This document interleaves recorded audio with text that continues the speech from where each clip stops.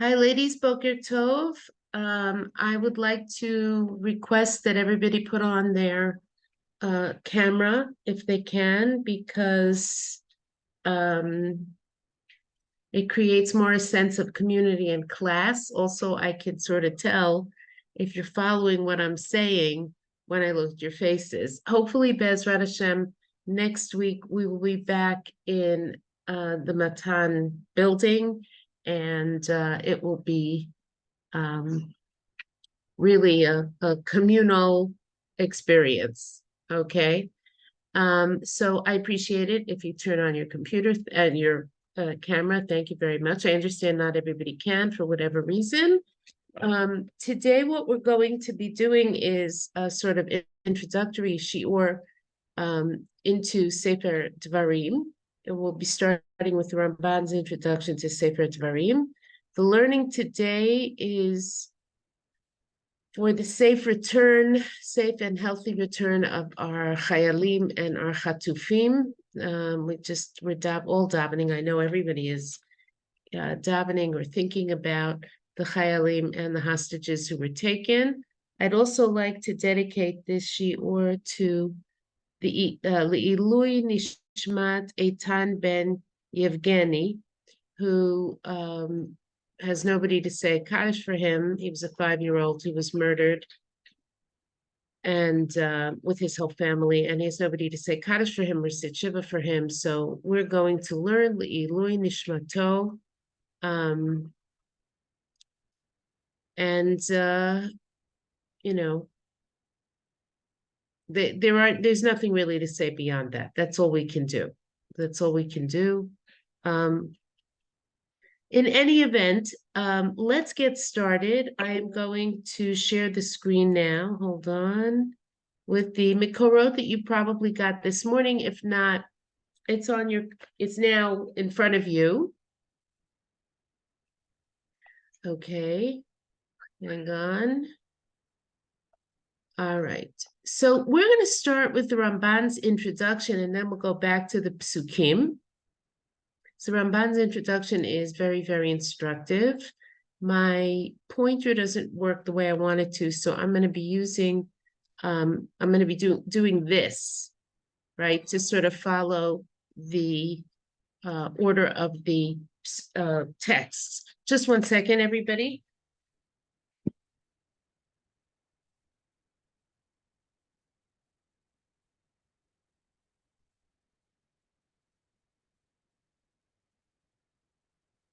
It feels like the bad old days of Corona, but this is hard to believe, but it's worse. Okay, so we have to spread some light of Torah. Okay. The Ramban starts out in his introduction to Sefer Devarim in the following way. Hasefer hazeh inyano yadua shehu mishne Torah. This book, everyone knows its topic or its idea, that it is a repetition of Torah. It's a Mishne Torah. Yivaer bo Moshe Rabbeinu ledor hanichnas ba'aretz. Moshe Rabbeinu will explain to the generation going into the land through this, in this Sefer. Moshe will explain to the generation going into the land, Rov mitzvot haTorah hatzlichot Yisrael. Most of the mitzvot of the Torah that are necessary for Yisrael. We're going to see that the Netziv sort of argues with the Ramban's introduction. It takes a completely different approach, but let's first see what the Ramban has to say. Let's go on. V'lo yaskil davar b'torat kohanim, v'lo b'maaseh hakorbanot, and it doesn't mention anything about the Torah of the Kohanim, which is Sefer Torat Kohanim is Sefer Vayikra, but it's also Torat Kohanim means the teachings that are relevant to Kohanim. V'lo b'maaseh hakorbanot, or the way that you make korbanot. V'lo b'taharat Kohanim u'b'maasehem, or the purification of Kohanim and their deeds. Shekvar be'er otam lahem, because they were already explained to the Kohanim. Now, he's noticing a striking omission in Sefer Devarim, which is that there's nothing from Sefer Vayikra in Sefer Devarim. V'hakohanim zrizim heim, the Kohanim are diligent. They don't need to be reminded after a reminder. Aval, hang on, aval b'Yisrael, but with Israel, the rest of the Jewish people, יחזיר המצוות הנוהגות בהם פעם אחר פעם, the Torah will, or the text will review the mitzvot that are conducted by them time after time. The review will be continuous. Losif bahem be'ur, to add explanation. In other words, the repetitions that we have in Mishneh Torah in Sefer Devarim are there to add explanations to existing mitzvot already. Upam, and sometimes, shelo yachazir otam rak lahazir et Yisrael berov azharot. And sometimes the text reviews these mitzvot only for the purpose of adding prohibitions to Yisrael. In other words, giving them additional prohibitions to make it a more stringent prohibition. Just as it comes as in this book there come about the matter of idol worship, azharot merubot zo achar zo, many prohibitions one after another, or many warnings. V'tochachot v'kol pchad. I'm sorry, let me just fix this. I just have to fix my pointer. V'tochachot v'kol pchadim, and rebukes and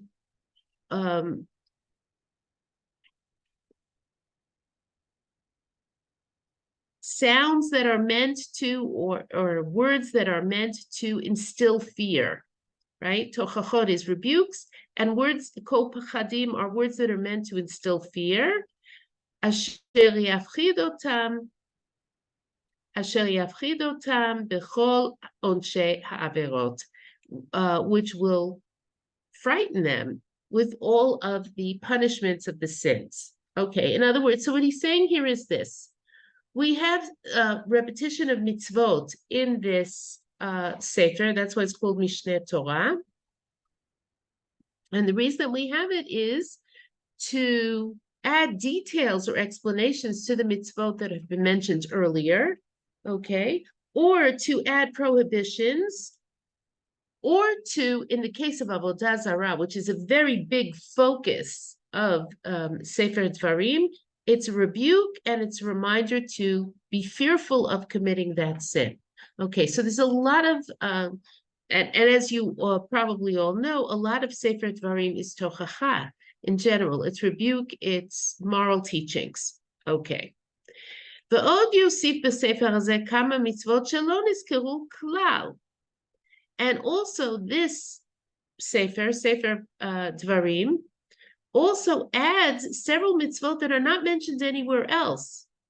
Kigon hayibum, like, for example, levirate marriage, right? When a brother dies without offspring, his surviving brother, or brother, depending which brother, right, has to perform the mitzvah of marrying his widow, okay?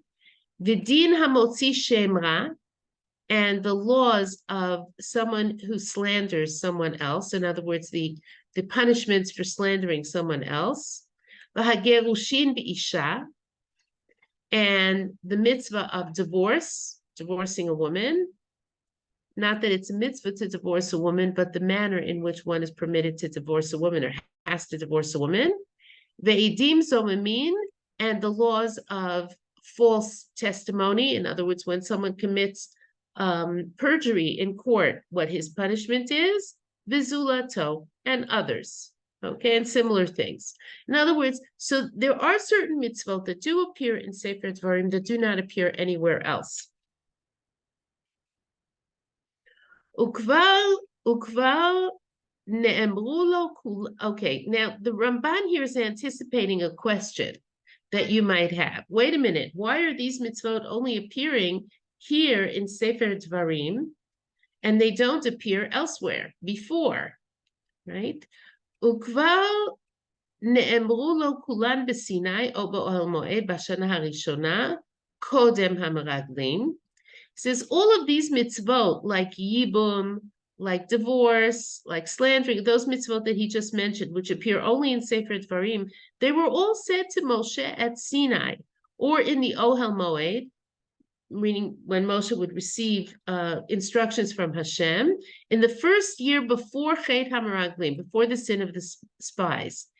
Ki בערבות מואב לא נתחדשו לו אלא דברי הברית כאשר נתפרש בו. Because in Arvot Moav, which is where Sefer Devarim is set, we'll go to the pasuk for a minute just so that you see that, nothing new was told to Moshe except for the words of the covenant, as I will explain later. So if you take a look here, in the first 5 psukim of Sefer Devarim, אלה הדברים אשר דיבר משה אל כל ישראל בעבר הירדן. These are the words that Moshe said to Bnei Israel in Ever HaYarden on the east bank of the Jordan. And then it gives a whole list of places. And the place at which this is taking, or the exact location at which this is taking place, is Arvot Moav. Okay, Arvot Moav, here it is. Be'ever hayarden be'eretz Moav. Right? On the east bank of the Jordan, in Arvot Moav. Okay, so hang on, I just lost my place here.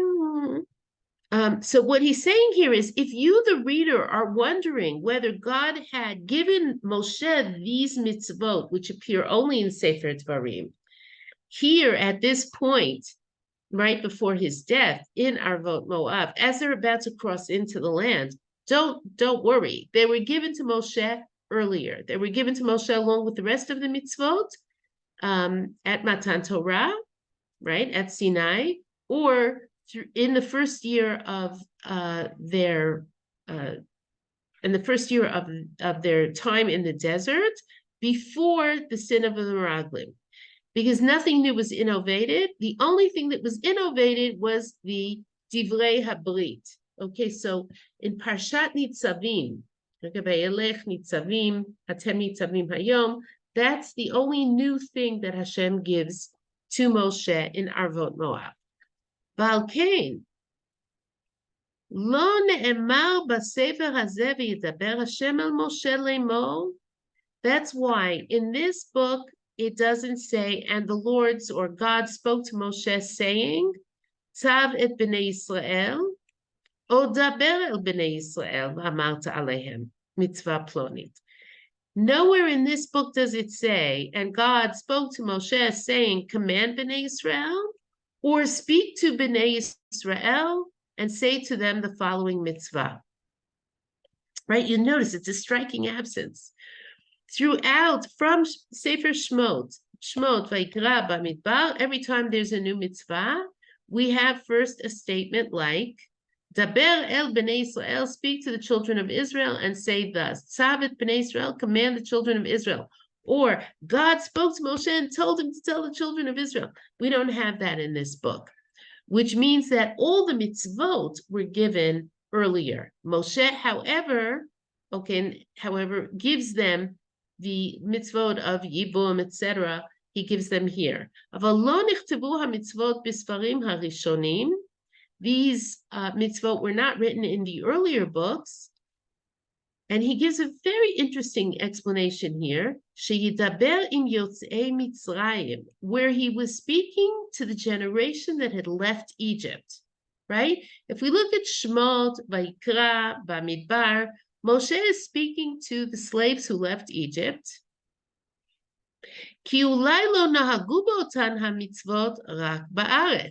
Because it could be that they only practiced those mitzvot in Eretz Yisrael. Even though they are mitzvot that relate to the personal person, right? Now he's suggesting that although some of these mitzvot, like motzi shemra, right, like not slandering somebody, or how to divorce somebody, or the mitzvah of levirate marriage, right? Even though those are things that pertain to the acts of individual people, it could be that they did not practice these mitzvot until they got to Eretz Yisrael.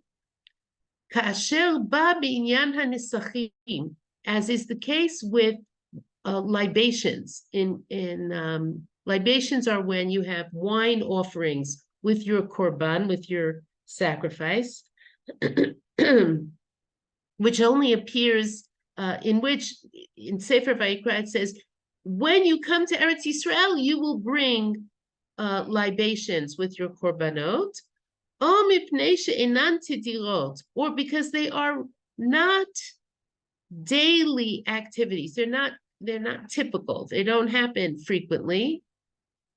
Lo hizkir rak babanim nochalei haaretz. He only said these things, he only mentioned these things to the children who would inherit the land. Okay, in other words, here the Ramban gives us his taxonomy of Mishneh Torah. It's Mishneh Torah, which the English, actually, it's a Latin name, Deuteronomy, right? Deut means double, right? Mishneh Torah, repetition of the Torah.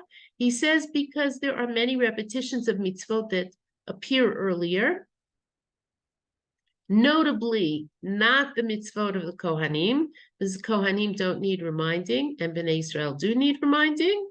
And he says in addition, there are some mitzvot that appear here and nowhere else.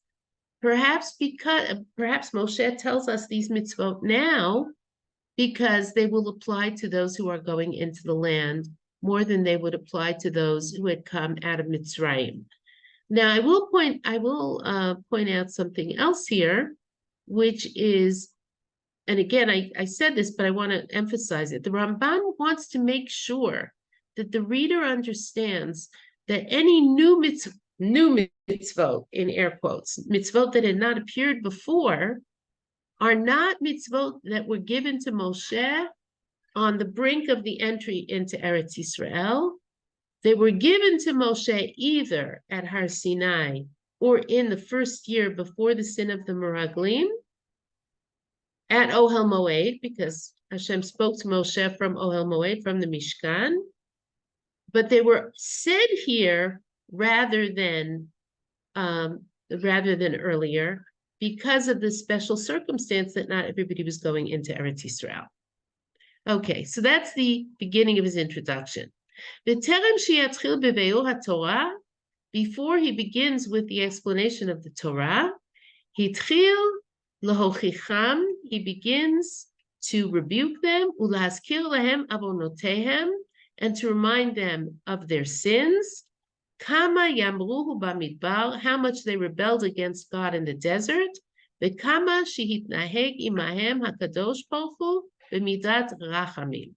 how much Hashem conducted himself with them with the quality of mercy. This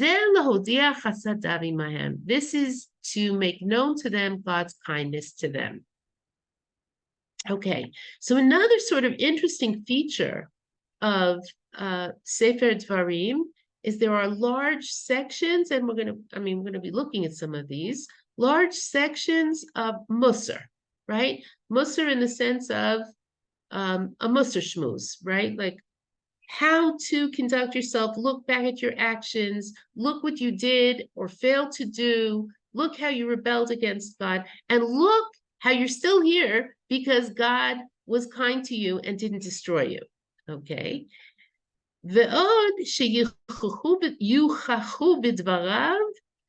And also they will be rebuked by his words, so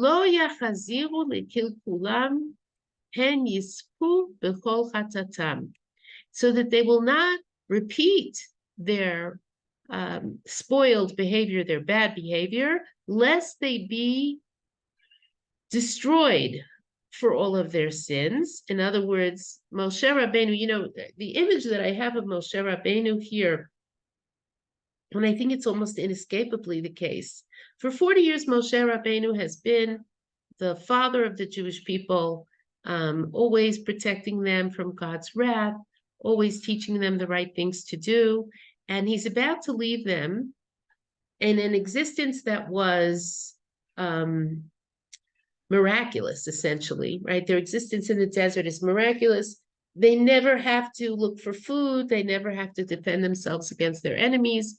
He's leaving them on the brink of a new stage in their development and the tremendous challenge of being an independent people in their own land, which, by the way, they don't get right away. I don't know if we've ever gotten it completely right, okay?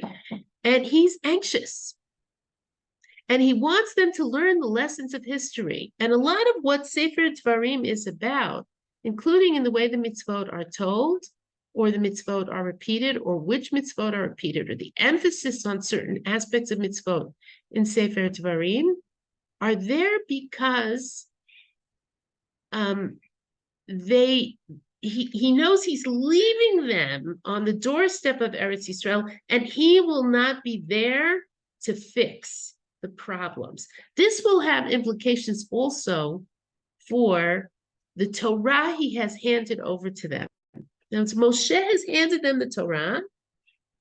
He knows he's sending them into a new situation. What's going to happen to them? Will they meet the challenge? Okay, so he reminds them of their sins and reminds them of where they went wrong and the mistakes that they made. And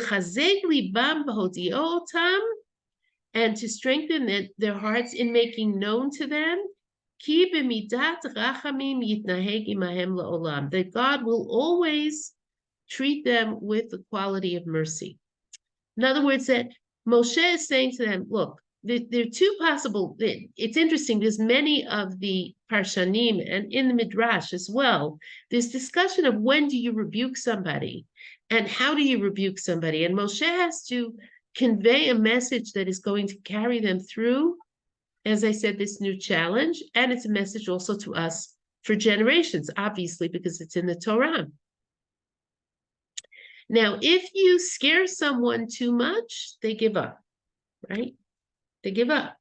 What does Moshe sort of do? He tempers his rebuke, and we'll see this in the Psukim. He tempers his rebuke with the message that God forgives you. You can do tshuva. You can always fix it.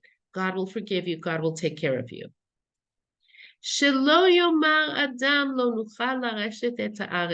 that no person would say, we cannot inherit the land.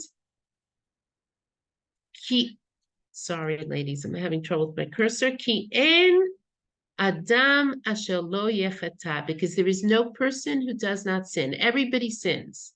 And immediately the quality of judgment will be stretched out toward him. Vinovad, and we will be lost. Right? It's like if your parents are too harsh, you sort of give up. Right? Vilachein hodiem, therefore he made known to them. Hodiem Moshe Rabbeinu made known to them. Ki hakadosh baruch hu rachman maleh rachamim, that God is merciful, full of mercy. Ki haslicha v'hamechila mimenu yitbarach. Mimenu yitbarach siyua ve'ezer livnei adam ba'avodato, that mercy and forgiveness are from him an aid and a help to people in serving him. U'ki'inyan she'amar katuv, as it says in Tehillim, ki imcha haslicha lema'an tivarei, because from you is mercy in order that you be feared. It's an interesting pasuk. We said this pasuk several times in the tefillah of the Yamim Noraim, right? Mercy is there for you in order that you will be feared. What's the connection there? So the Ramban has actually explained it. If you think there's no mercy, then what's the point of trying to fear and serve and obey God? You're going to fail. But if you know that God does forgive, then you can try and succeed in fearing him. Okay? Okay, I'm going to stop here and take any questions. Anybody have a question before we go on? Okay, so that's the Ramban's introduction to this Sefer. And now what we're going to do is look at the Rashis on the beginning of the book. Okay, so these are the psukim that we're going to look at. Actually, before the Rashi, we're going to be looking at the Sefer. And I want you to notice the difference between the Sefer and Rashi. Ela hadvarim asher diber Moshe el kol Yisrael be'ever hayarden. These are the words that Moshe spoke to all of Israel on the east bank of the Jordan, on the opposite side of the Jordan, not the mainland. Bamidbar, ba'arava, mul suf, ben paran uven tofel v'lavan v'chatzerot v'tizahav. Okay, this is a strange pasuk. In the desert, on the plain, facing Yam Suf, between Paran and between Tofel and Lavan and Chatzerot and Dizahav. Everybody has a problem with this pasuk. What's the problem with this pasuk? What's the problem? Where are we exactly geographically? You just gave me 8 place names here. You're in the desert. Well, we're not in the desert. We're in Arvot Moab, which is not the desert anymore. Between Yam Suf and where are we exactly? Where is this story located? Right? You're paying attention to location here. The location you're giving me, it's sort of like if I said to you, I want you to meet me in Jerusalem, in the German colony in Har Nov on Rehov Yafa. What's the deal? Like, where are we speaking here? That's the question that this pasuk raises. It's oh, hang on, I have to find my source. Share screen. Source. Share screen. Someday I'll get this technology right. Okay. And so we're going to come to that. 11 יום מחורב דרך הר שעיר עד קדש ברנע. 11 days from Har Sinai, from Mount Sinai, by way of the mountain of Seir till Kadesh Barnea. Vahi ba'arba'im shana, and it was in the 40th year, ba'ashtei asar chodesh, in the 11th month. What's the 11th month, ladies? Adar. Right?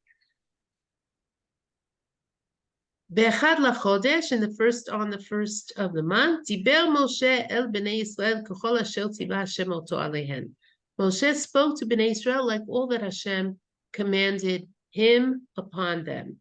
Okay? So that's where we are, and now let's look at the Sifrei.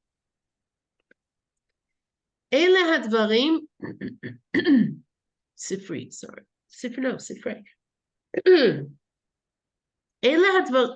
Sorry, cursor.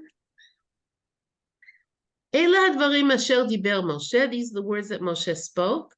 V'chi lo nitnabeh Moshe ela zeh bilvad. Did Moshe speak these words only? In other words, what do you mean? These are the words Moshe spoke. He's been speaking to Bnei Israel for 40 years. This is the first time he's speaking to Bnei Israel. V'halo hu katav et kol haTorah kula. Didn't he write the whole Torah? Shene'emar, as it says, V'yichtov Moshe et kol haTorah hazot. Moshe wrote this whole Torah. Ma Talmud lomar ele hadvarim. What is the pasuk saying when it tells us these are the words? Melamed shayu divrei tochachot. This teaches us that they were words of rebuke. Okay, so Devarim and Diber, this isn't Ela hadvarim asher amar Moshe. These are the words that Moshe said, but rather these are the words that Moshe spoke. And spoke is harsh language. Lomar is to say, ledaber is to speak, which in English doesn't sound like a very big difference. But in biblical Hebrew, it means to say is just, to say. To speak is to speak, okay? Shene'emar, as it says later in the book, later in Devarim, Perek Lamed Bet, Vayishman Yeshurun Vayiv'at. Yeshurun got fat and kicked. Now it's talking about the tochacha that is later in the book, the rebuke that is later in the book. Now, we're going to come back to the Sefer when we look at what Rashi does with it, because he only uses part of what is in the Midrash. It's also interesting, if you think about it, that the Sefer quotes rebuke from much later in the book rather than from the beginning of the book. Okay, so Rashi explains, Ela hadvarim, these are the words, Lefi shehen divrei tochachot, because they are words of rebuke, umana kan kol hamakomot shehisu lifnei hamakom bahen, and it counts all the places that they angered God in, right? All the places where they angered God. Lefichach satam et hadvarim. Therefore, the text closes off or conceals the things, v'hizkirem beremes, and it mentions, the text mentions them only by allusion with an a, right? By reference. Mipnei kvodan shel Yisrael, because of the honor of Israel.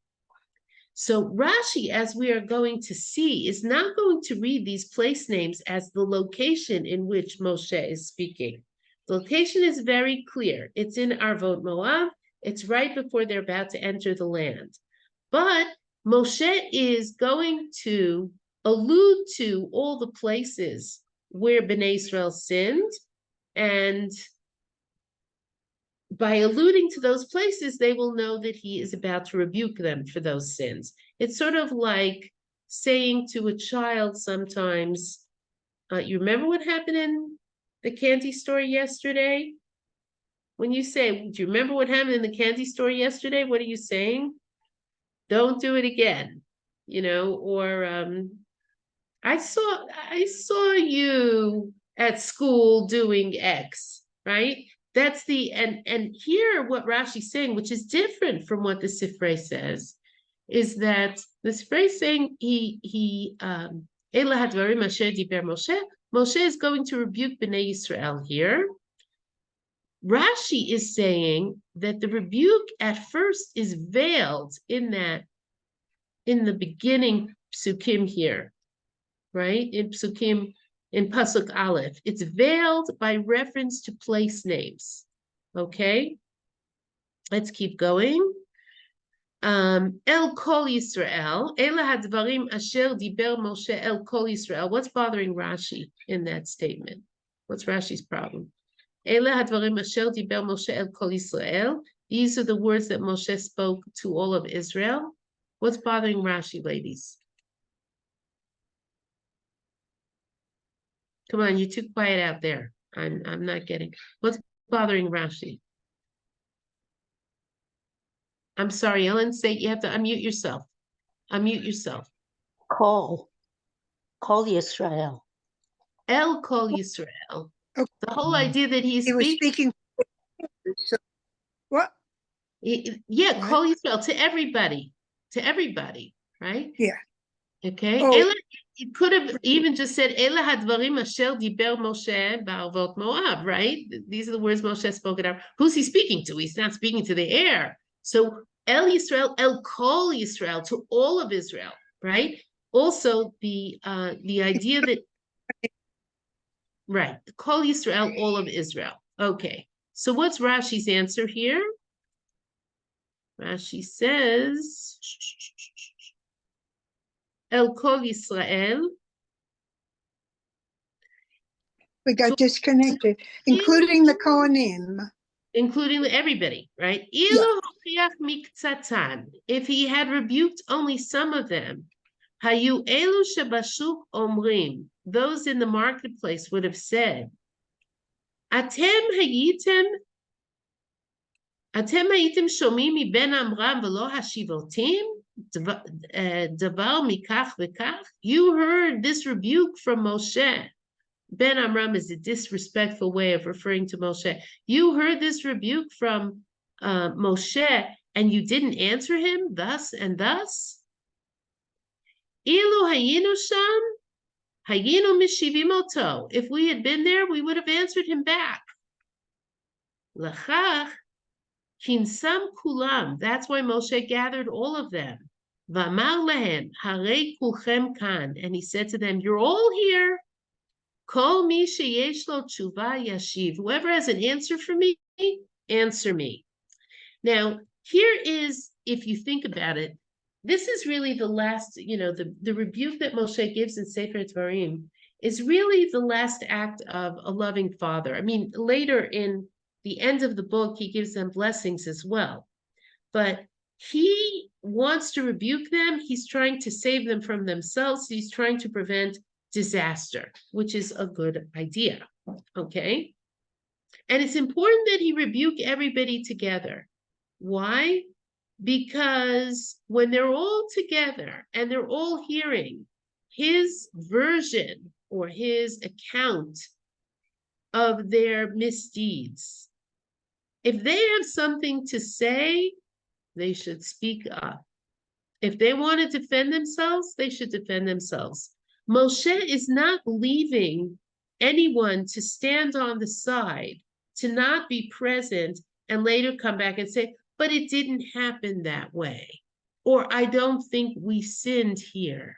Moshe wants this to be a collective taking of responsibility. And as Ellen pointed out, even the Kohanim are there, right? Everybody's got something to add to this picture or to account for in this picture. Okay, then Rashi we go back to the list of place names. Bamidbar, Ba'arava, Mul Suf, Ben Paran, Uven Tofel, etc. So Rashi says, Bamidbar, in the desert. Lo Bamidbar Hayu, Ela Ba'arvot Moav. They were not in the desert, they were in Arvot Moav. Umahu Bamidbar, and what is the mention of the desert?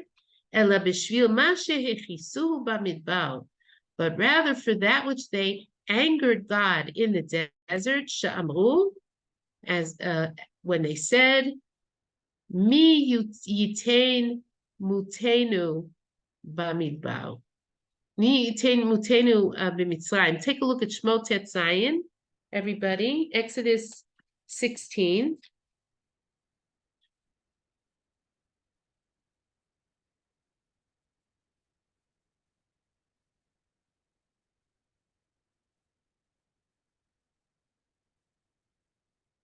Sorry.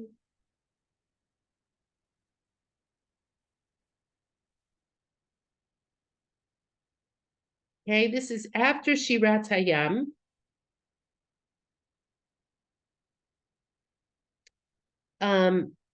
After the great miracle of Kriyat Yam Suf, right? And we're looking at Tet Zayin, Exodus 16, Pasuk Bet. Vayilonu kol adat b'nei Israel al Moshe v'al Aharon b'midbar, and all of the congregation of Bnei Israel complained against Moshe and Aharon b'midbar, in the desert, right? Vayimru alehem b'nei Israel, and Bnei Israel said to them, Mi yiten mutenu biyad Hashem be'eretz Mitzrayim. Would that we had died by the hand of Hashem in the land of Egypt. B'shivtenu al sir habasar, while we were sitting on the meat pots. V'ochlenu lechem lasova, when we ate food to our satisfaction. Ki hotzetem otanu el hamidbar hazeh lahamid et kol hakahal hazeh bera'av. That you have taken the people, that you have taken us to this desert to kill this whole congregation with famine, with hunger, okay? And then we get the man, right? There they are, they've just crossed the Dead Sea, they've experienced the miracle of being saved from their enemies, and what do? They're in the Midbar, and they're saying, Halavai, we had died in Egypt, when we were still eating plenty. We had meat and we had enough food till we ate till we were satisfied, which, if you think about it, is a ridiculous claim, given that they were slaves and the Egyptians did not treat them well. But again, this is one of the places where they anger God. Ba'arava, okay. So you remember bad situations that way. Well, yeah. You always remember bad situations with rosy colored glasses. Well, I don't know. It's quite a trick if you think about it. Remembering slavery as well, we had plenty to eat in Egypt. We had meat in Egypt. Believe me, they didn't have meat in Egypt, right? It basically, when God has just miraculously saved you from death at the hands of your Egyptian pursuers, to be kvetching about where's the food without any sense of faith that God didn't take you out to die in the desert. It's they were horrible. No, it was a tough bunch. Okay. Yeah. Ellen, you have to mute yourself again or I'll hear feedback. Okay. Ba'arava, in the plain. Bishvil ha'arava shechatu beba'al pa'or b'shitim ba'arvot Moav. This refers to the sin of in other words, for the sake of the sin that they had committed with Baal Peor. You remember that the Midianite women come and they worship the Baal Peor, which was a disgusting form of idol worship, in Arvot Moab. Okay. Mul Suf, facing Yam Suf, facing the Red Sea, which is really the Reed Sea. This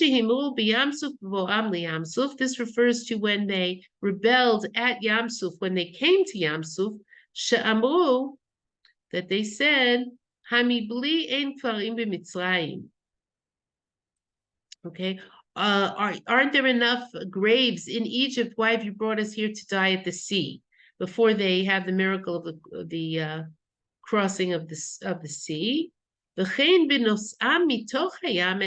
all similarly, when they came up from the sea, right? They left Yam Suf, shene'emar, vayamru al yam b'Yam Suf. It's a pasuk of Tehillim, and they rebelled on the sea in Yam Suf.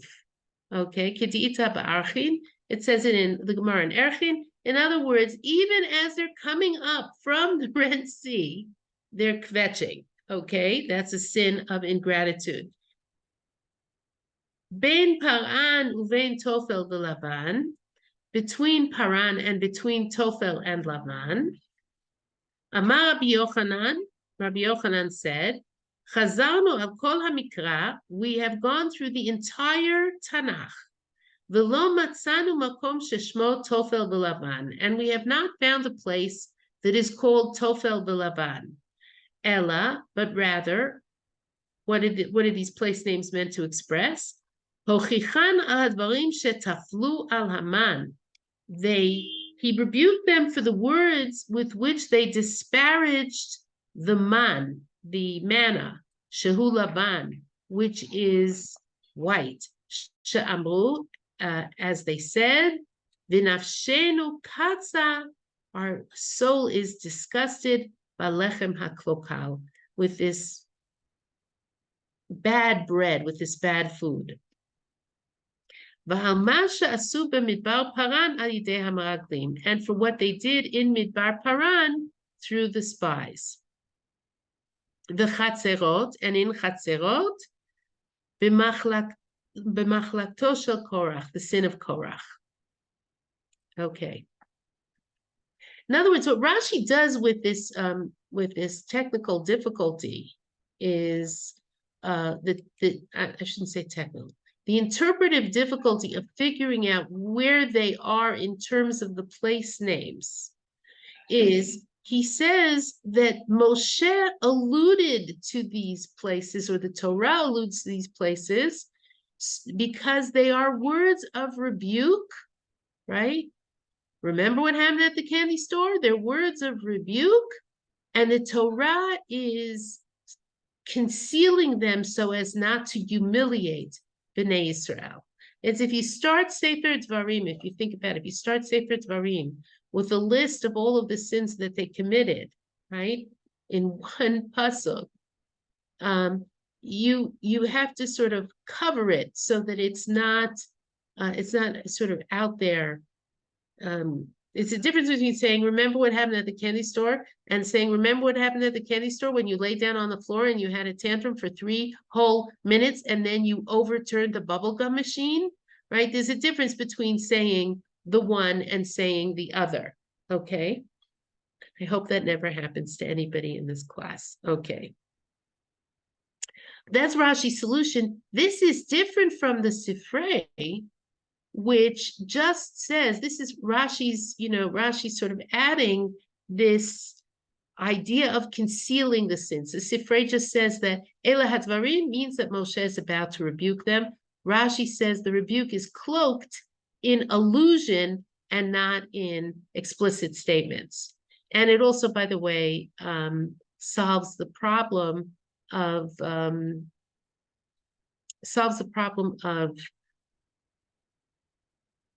removes the problem of where are they by saying these place names are not locations, right? They're not the location of the discussion.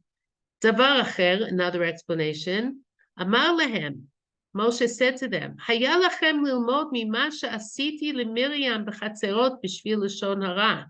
You should have learned from what Hashem did, what God did to Miriam in chatzerot because of her slander.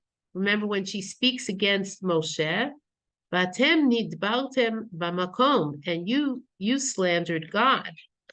V'di Zahav, which is the last place name, Dab, in Egypt, Hochichan al ha'egel she'asu b'shvil rov hazahav shaya lahem. He rebuked them for the golden calf that they made because they had too much gold. They had gold that they had been given. Shene'emar, as it says in Hosea, v'chesef hirbeti la v'zahav asula ba'al. When Hosea talks about using the metaphor of a treacherous wife, he talks about how God gave, or the metaphor is the husband gives the wife gold and silver, and she uses it for the Baal. And Baal is an idol, a later idol, and that's the reference to Chet HaEgel. Okay, so let's see where we're holding. We still have time. Let's keep going. The rebuke, in other words, for Rashi, the rebuke starts in Pasuk Aleph, right? And continues in Pasuk Bet, Achad Asar Yom Mechorev, 11 days out of Har Sinai. Achad Asar Yom Mechorev, Amar Lahem, he said to them, Amar Lahem Moshe said to them, Ru'u ma geramtem. Look at what you caused. Ein lachem derech kitzara mechorev lekadesh barnea kederech har seir. There is no shorter route, path from Sinai to Kadesh Barnea than going by Har Seir, right? Which is the path, that's roughly the path that they took when they came out of, after Matan Torah. V'havhu mahalach yud aleph yom. And even that short path from Sinai to Kadesh Barnea, where they were supposed to enter the land, by way of Har Seir, it's 11 days long. V'atem halachtem ota b'shlosha yamim. You went that path, you crossed that path in 3 days. In other words, they're standing at the entry point to Eretz Yisrael right now. If they had gone straight, it would have been 11 days, okay? And even that 11 days was shortened in Sefer Bamidbar when it talks about how they actually traveled. It says that they made that route in 3 days. He goes on to prove it. Shaharei be'esrim b'iyar nasu mechorev. On the 20th of Iyar, they left Sinai. Shene'emar, as it says in Bamidbar, Vahi b'shana hashinit b'chodesh hashini b'esrim b'chodesh, and it was in the second month, which is Chodesh Iyar. No, sorry. Chodesh Iyar is the second month counting from Nisan, right? So in the second month of Nisan, that is the month of Iyar, B'chodesh Hashini, on the 20th of the month, Uvechaftet b'Sivan. I'm sorry, I just messed myself up here. 1 second. Ubechavtet b'Sivan shalchu et hamaraglim mikadesh Barnea. And on the 29th of Sivan, they sent the spies from Kadesh Barnea. Okay, so it's 23 days. They leave Har Sinai on the 20th of Iyar, and on the 29th of Sivan, they send the spies from Kadesh Barnea. Say mehem lamid yom she'asu b'kivrot ha'ta'ava she'achlu habasar chodesh yamim. Remove 30 days, which they spent a month. They start complaining after they've been traveling for 3 days. They start complaining at kivrot ha'ta'ava. They want meat. So they spent 30 days eating meat there. V'shiv'a yamim she'asu b'chatzerot lisager sham Miriam, and the 7 days that they waited for Miriam in Chatzerot after she was punished. Nimtza b'shlosha yamim halchu kol oto haderech. We find then that they walked the entire distance in 3 days. V'kol kach hayta, וכל כך הייתה השכינה מתלבטת בשבילכם למהר בידכם לארץ. And how much was the Shekhinah toiling over you to hasten your entry into the land? ובשביל שקלקלתם, and because you sinned, הסב אתכם סביבות הר שעיר 40 שנה. He caused you to circle Har Seir for 40 years. In other words, the statement that you are only 11 days from Sinai is also a reminder of their sin. To travel from Sinai to Eretz Yisrael should have taken 11 days. It ends up that they stay in the desert for 40 years. Why? Because you messed up. Because you sent them Meraglim. Okay. Last pasuk we're going to look at with Rashi. Okay. So after we get the description here, it then says, Be'ever hayarden be'eretz Moav ho'il Moshe be'eretz haTorah hazot. On the east bank of the Jordan, meaning on the other side of the Jordan from mainland Eretz Yisrael, in the land of Moab, Moshe began to explain this Torah. Now, we're going to spend a lot of time on this pasuk, not with Rashi particularly. We're going to see the Netziv has a lot to say about this. But what does that mean? Moshe began to explain the Torah only here? Like, that sounds a little odd. What does Rashi explain here? First of all, he explains that the word ho'il means began. Okay, hitchil. Kemo hine na ho'alti. Okay. Be'eret haTorah, Rashi explains the Torah, b'shiv'im lashon, persha lahem. He explains it to them in 70 languages. Okay, we're going to come back to thinking about this Rashi after we have read other sources that discuss this question of right now, before they're about to go into the land, Moshe begins explaining the Torah. Okay, let me just stop here if there are any questions. Questions, ladies? No, we're good? Okay, let's go on and look at the Sforno. And then we'll start the Hamek Davar. He's focusing also on this last pasuk. Be'ever hayarden be'eretz Moab ho'il Moshe be'er. On the east bank of the Jordan, in the land of Moab, Moshe began to explain. V'achal shelo hayu od na'im v'nadim. After they were no longer wandering around. Ki ba'arvot Moab hayta chanayat hamasa acharon. Because in Arvot Moab was the last stop in their journey. V'im zeh, achal shekvar hitchanen v'noash mi'asig la'avor. And with this, that Moshe had already pleaded and despaired of acquiring the right to go into the land. In other words, Moshe at this point realizes there's no way he's going to go into the land. This is the last stop before the entrance into Eretz Yisrael. Moshe has tried, et Hanan el Hashem, I pleaded with Hashem, I said, please, let me go into the land. Hashem said, no.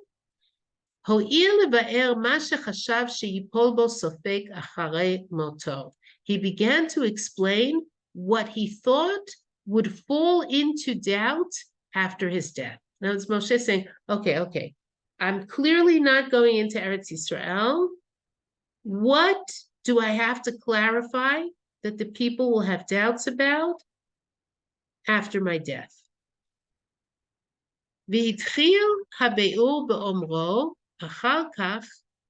And he begins his explanation when he says, after this, Hashem Elokeinu karati manu brit b'chorev lemor. Hashem made a covenant with us at Sinai, saying, "The kodem sheitchil b'veur asher bo kodem sheitchil b'veur." Before he begins explaining, in other words, he starts with an introduction, then he begins explaining the Torah, an explanation in which asher bo hirba lahazir al ktsat hamitzvot, in which he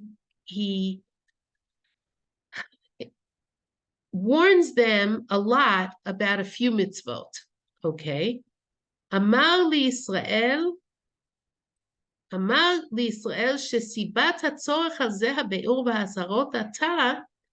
He said to Yisrael that the reason for the need of this explanation and these warnings now, haya mipnei shehem ovrim la'aretz bil'adav, is because they are going into the land without him. In other words, his focus on the events that lead up to their being stuck in the desert for the next 38 years, right?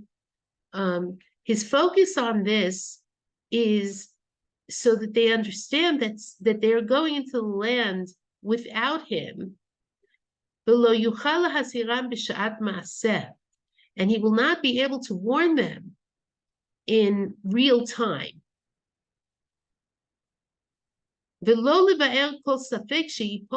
And he will not be able to explain any doubts that will arise, right? Here Moshe has been teaching them the Torah. He tells them what to do. He says, don't wear shatnez, or he says, keep Shabbat, or he says, if there's going to be a doubt, he's not going to be there to explain it, okay? וסיפר איך נכשלו בזה שלא יעברו עמהם ברוע בחירתם ופשעיהם.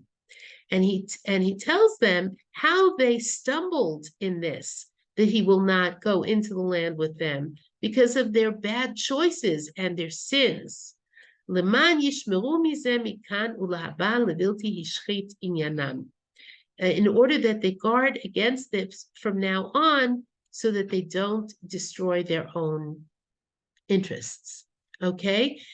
In other words, he's saying, okay, the focus on the events that led to Moshe being prevented from going into the land with them, the focus on those events is because he says, you've got to understand everything now.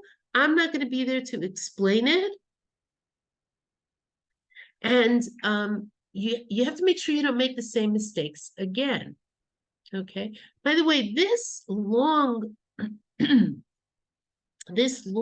you will, farewell speech of Moshe's is the beginning of a pattern which you find throughout Tanakh with, for example, Yehoshua before he dies does the same thing. Shmuel, when he, so to speak, retires, does the same thing.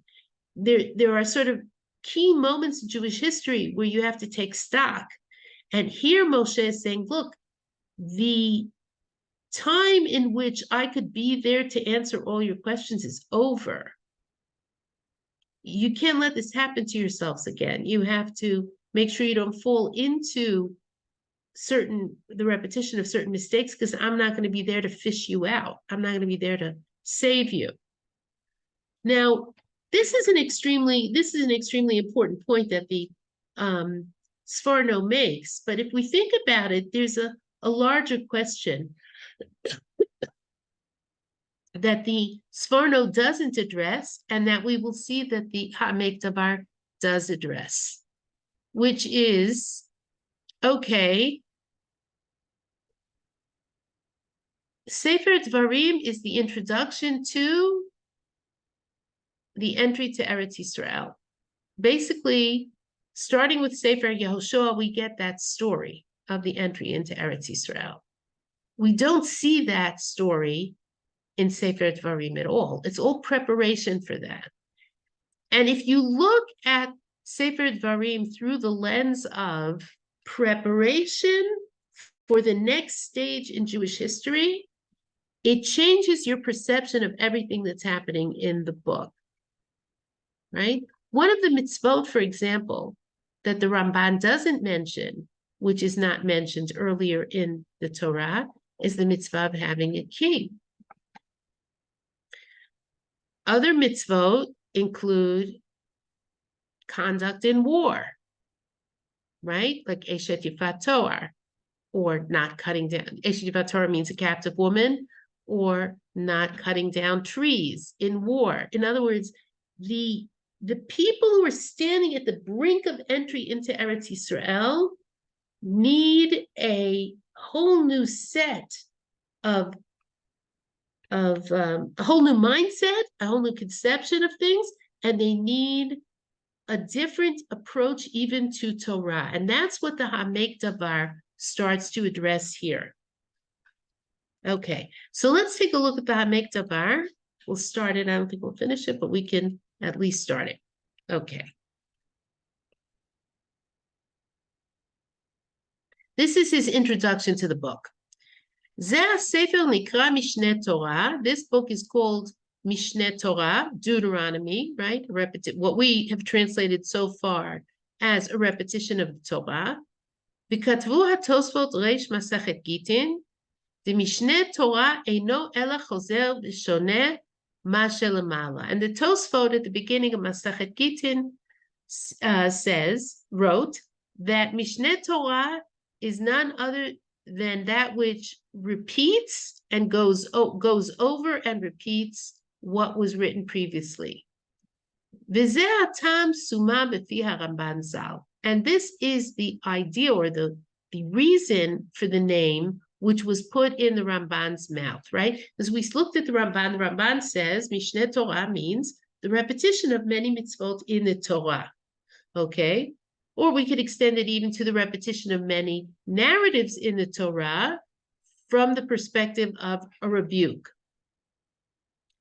Ad sheharamban, כשמגיע למצוות שבפרשת שופטים, תצא מבאר בכמה מצוות שמצווה זו מעין וחלק אותה מצווה הכתובה כבר. So much so does the Ramban follow this approach, that when he reaches the mitzvot in Parshat Shoftim, he ends up explaining several of them as mitzvot that are simply part of mitzvot that were written previously. And he's about to say something critical of the Ramban here. Ad shechoshev mitzvah shiluach hakan chelek mi-mitzvat oto ve'et beno. To the point that the Ramban calculates the mitzvah of sending away the mother when you want to take the eggs from a nest. You're familiar with that mitzvah? He counts it as a kind of extension of the mitzvah of Oto ve'et beno lo tishchatu b'yom echad, which is a mitzvah in Vayikra, which is you're not allowed to slaughter an animal and its offspring on the same day. Now, the Ramban, in the way that the Netziv understands it, the Ramban takes the idea of Mishneh Torah as a repetition too far. He takes it to the point that he includes new mitzvot, and this is his example. I don't know if there are other examples. He takes new mitzvot that are not mentioned earlier and reads them as subsections of older mitzvot. That's the example that he gives. Sending away the mother bird so you can take the eggs is an extension of the mitzvah of not slaughtering an animal and its offspring on the same day. Uve'enai hu pele. And the Hamek Davar says, I find that remarkable, not in a good sense. I'm astonished. I wonder at his doing this. I don't see how he can do this. Hishtei mitzvot elu, because these two mitzvot are as far apart as two mitzvot can be, right? From one end to the other. They're completely different mitzvot. And he says something else in his objection to the Ramban's explanation of what Mishneh Torah means. He says, "V'gam kfilut hamitzvot nimtza b'Sefer Shmot." You also find doubling of mitzvot in Sefer Shmot. You find places where there's repetition of mitzvot of the same mitzvah with more details or different details in Sefer Shmot. Min tchilat parshat Shmo lecha ad lo tivashel gedi b'chalevi mo b'parshat Tisa. In other words, from the Shmo lecha, guard these mitzvot lest you violate them, till you get to do not cook a kid in its mother's milk in Parshat Tisa. He says in Sefer Shmo, we also have repetition of mitzvot. He kfula ukvar ne'emra b'parshat Mishpatim. This mitzvah of don't boil a kid in its mother's milk is already said in Parshat Mishpatim. It's said in Parshat Ki Tisan Shmot after it's been said in Mishpatim. So in other words, he thinks that the Ramban's explanation for the name Mishneh Torah is an overstatement. And he says something else, which is the beginning of our introduction to his style of thinking. What Yeah. if the bird is a chicken? What? If the bird is a chicken and you take the egg to eat it, and you're going to kill the chicken the same day, right? No, it's not. It's not. talking about animals. It's talking about animals, not birds. Okay. In other words, it's An egg of an animal animals don't have eggs. Right. So No, snake. it's not. I Okay. And understand. please don't call me Mora. My name is Simi. Okay. That's Please. Simi. Okay. You do. Okay. Let's just keep going a little bit, and then I'm going to take some questions. And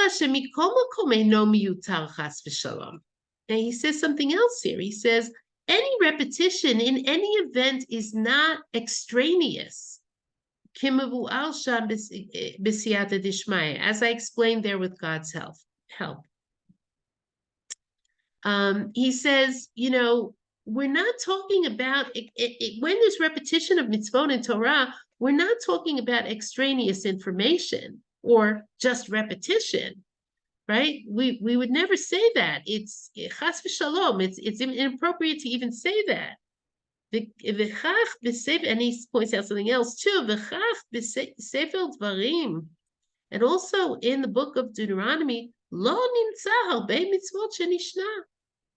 We don't find that many mitzvot that are repeated. Uma shenishna eino miyutar chas v'shalom. Whatever is repeated, it's not extraneous. Okay, so we're going to stop here. This is a good place to stop. He says, the way the Ramban understands Mishneh Torah as the repetition of mitzvot is problematic. And he thinks he takes that concept too far. Notice, by the way, the Ramban is quoting Tosfot, and the Ramban is no slouch. And it's not that the Hamek Davar is being disrespectful of the Ramban. He often follows the approach of the Ramban in his commentary on Torah, but he says that's not what Mishneh Torah means. It's too narrow a definition of what does Deuteronomy or repetition of the Torah mean. And he's going to give us a different explanation for that. Okay, before we stop, any questions? Any questions? Okay. So a couple of things I'm going to suggest here. First of all, if the pace of this class was too fast or too slow, or the material was too detailed, or whatever it might be, if you have any suggestions or problems with the way the class is run, please send me an email. You can forward it. You can send it to Matan, and they will forward it to me. Okay?